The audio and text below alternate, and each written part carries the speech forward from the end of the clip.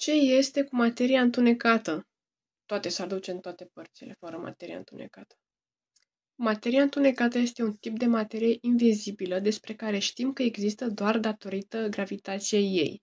Ea nu emite și nu absorbe lumină, așa că nu o putem observa cu telescoapele normale.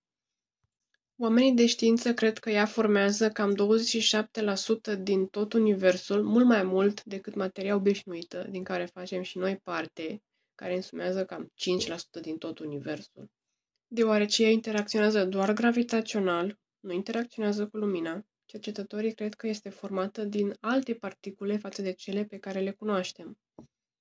Știm că materia întunecată există pentru că, în galaxii, stelele se rotesc mult prea repede pentru ca doar materia obișnuită să le țină pe orbită.